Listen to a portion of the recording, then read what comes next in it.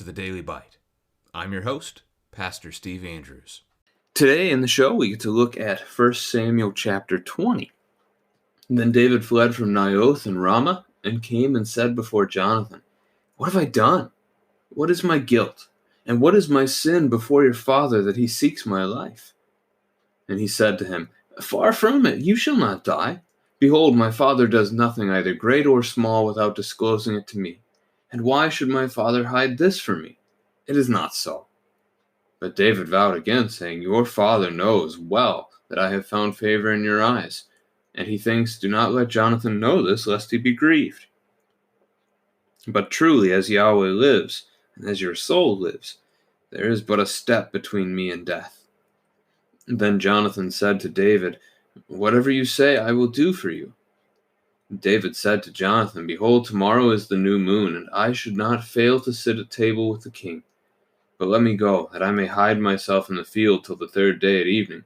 If your father misses me at all, then say, David earnestly asked leave of me to run to Bethlehem his city, for there is a yearly sacrifice there for all the clan. If he says, good, it will be well with your servant, but if he is angry, then know that harm is determined by him. Therefore deal kindly with your servant, for you have brought your servant into a covenant of Yahweh with you. But if there is guilt in me, kill me yourself, for why should you bring me to your father?" And Jonathan said, "Far be it from you. If I knew that it was determined by my father that harm should come to you, would I not tell you?" Then David said to Jonathan, "Who will tell me if your father answers you roughly?" Jonathan said to David, "Come, let us go out into the field." So they both went out into the field. And Jonathan said to David, "Yahweh, the God of Israel, be witness. When I have sounded out my father about this time tomorrow, on the third day, behold, if he is well disposed toward David, shall I not then send and disclose it to you? But should it please my father to do you harm, Yahweh do so to Jonathan, and more also, if I do not disclose it to you and send you away, that you may go in safety. May Yahweh be with you, as he has been with my father. If I am still alive, show me the steadfast love of Yahweh, that I may not die. And do not cut off your steadfast love from my house forever, when Yahweh cuts off every one of the enemies of David from the face of the earth."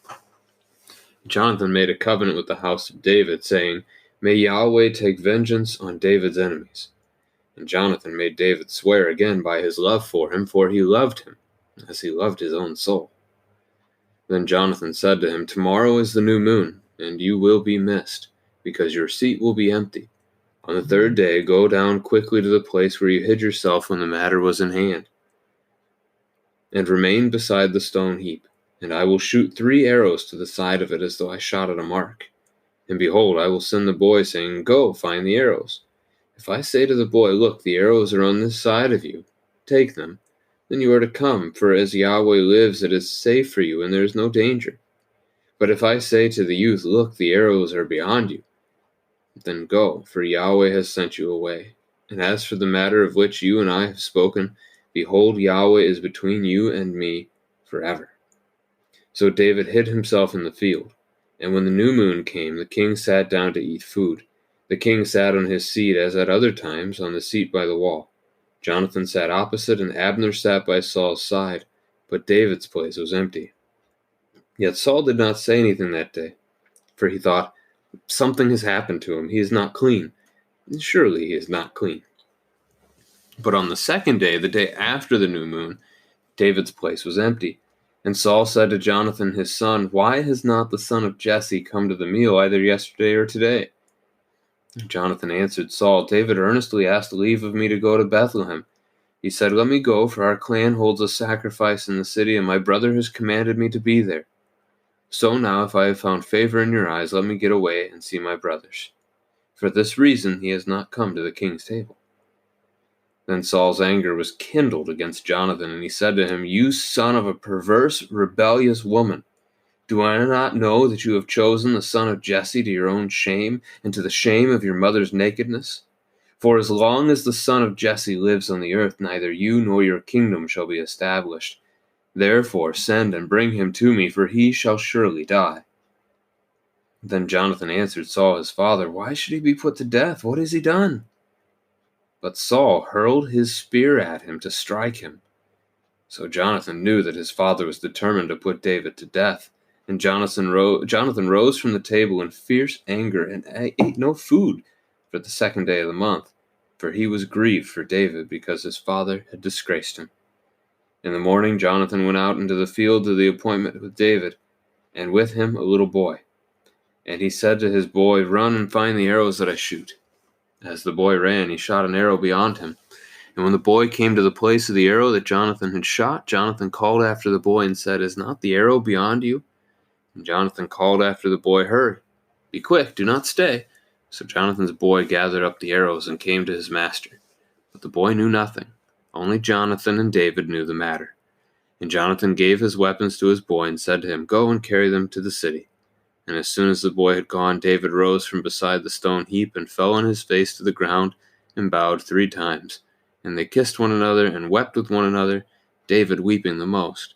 Then Jonathan said to David, "Go in peace, because we have sworn both of us in the name of Yahweh, saying, Yahweh shall be between me and you, and between my offspring and your offspring forever." And he rose and departed, and Jonathan went into the city.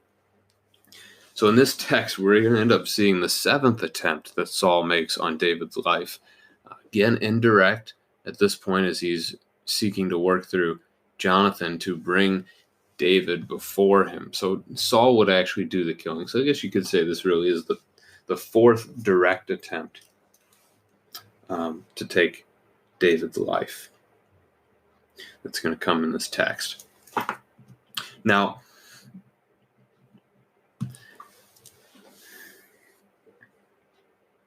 in verse 2, Saul had told Jonathan already, back in the previous chapter, chapter 19, verse 1, of his intention to kill David. So it's interesting to see Jonathan here denying that Saul would possibly do that to David. He already knows it. It's been attempted before. Now, Jonathan would warn David at that point in chapter 19, verses 2 and 3, and he's going to do it again in this chapter of his father's intentions. One of the interesting lines in this text is probably right there in this section, verse 3, David speaking, saying that there is but a step between me and death. That's true of us today. I mean, it's a phrase that just means death is close by, it's coming. And that's true of us. We do not know our day or hour. We don't know when we will meet death. It could be in an accident. It could happen today. It could happen in 30 years. Could be from sickness. Could be from violence. We really just don't know how or when. But as sinners, death is imminent. Unless, share the gospel with your family, unless Christ forgives us, in which case even tasting death in this world, we will have life that never ends. Or if Christ returns, Christ has promised that he is returning. We know he will. The matter is just a matter of when.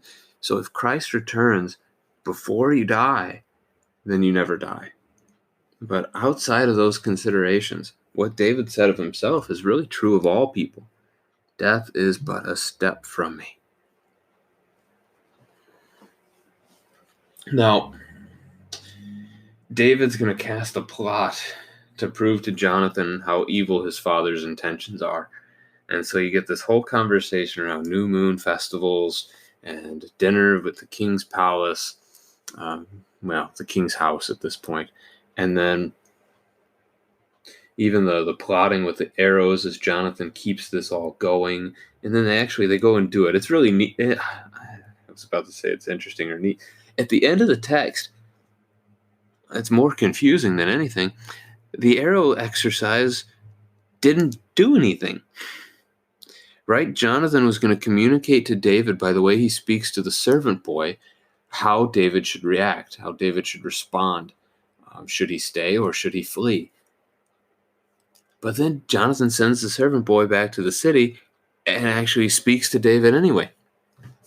So the whole plot was unnecessary for Jonathan to make. Still, the idea of going out and shooting arrows in the field, that works, but the rest of it was over the top, unnecessary from the way the matter ended up settling. Just a curiosity about the text there. We do see David lie about his intentions in verse 6, so that's not good. David is not perfect. It's one of the things about the scriptures. The scriptures are filled with imperfect people, and we get to see God work through them anyway to bring about his kingdom. And in particular, for Old Testament figures, that means to bring about his son, Jesus. This should be of a great comfort to us, because I would imagine you think the same way. I know I'm a sinner. I sin terribly against the Lord, and yet the Lord, as a loving Father, chooses to work through me anyway. He chooses to look at me as his son and involve me in the work of his kingdom. So that's incredible to think about, and it's something that really does come through even in this text. We're going to see, Saul is set up as evil, and David and Jonathan are set up as the good guys, but even David and Jonathan are filled with lies and deceit. So that's not good.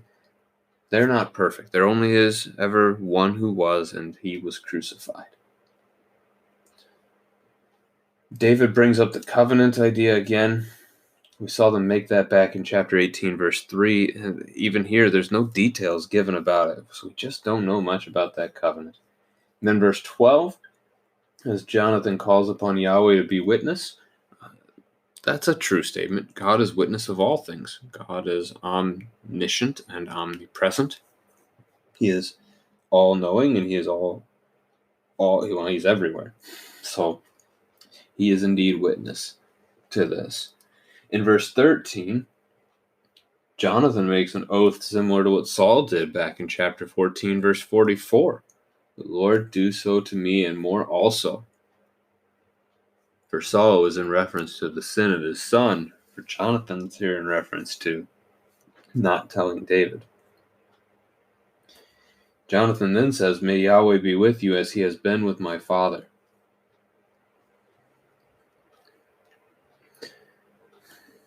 Does Jonathan realize at this point that God is no longer with his father? I'm not sure he's made that connection yet, but Yahweh has abandoned Saul. He has rejected Saul because of Saul's faithlessness. In verse 15, Jonathan does understand that God has something special, some kind of a holy, set-apart purpose for David. He gets that, even if he doesn't know what it is. In verse 17, Jonathan makes David swear. So we've seen David vow in the text. We've seen him now swear in the text. These are things that we're going to, in the New Testament, by Jesus himself, be instructed not to do. But David's going to do it, and he's going to keep that oath that he makes to Jonathan. He's going to take care of the household of Jonathan in the future. Saul's response when David is absent, at first it's a matter of uncleanness. And this is true of the culture at the time. It's the Old Testament laws. You can read about uncleanness in different parts of the Old Testament, including, for example, Leviticus. If a man did something that made him unclean, and there were several different things that could make you unclean, you were to go outside of the camp, wash yourself, and be unclean until evening. So here's kind of a context that helps understand what's getting at Saul, and in that paragraph starting at verse 26. He believes that it's as simple as that David has become unclean for the day, whatever it was that he was doing, so he can't come to dinner today. But when tomorrow comes, and David's still not there, Saul realizes something's up. David would not have become unclean 2 days in a row. Uncleanness is a thing that just happens by accident. So David would have been extra careful on this next day so that he could attend the festival. So Saul knows something is up. Jonathan lies, just as David had asked him to do, trying to cover for David here. And then Saul gets angry. Angry to the point where, he curses Jonathan's mother. This is the only thing we ever hear of Jonathan's mother. We don't know the rest of these details, whether this is actually a true statement or if it's just something Saul is speaking out of complete and total rage against his son at this point.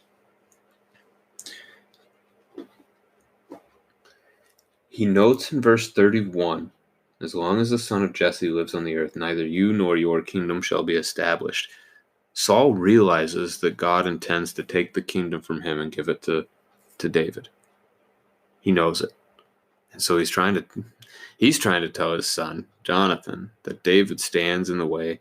David stands in between him and the throne.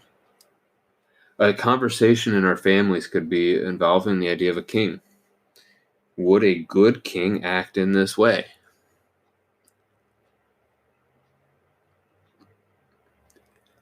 Who is the only good king? Who is our king? Those are some similar questions that you can eventually kind of turn the conversation to as you talk about kingship.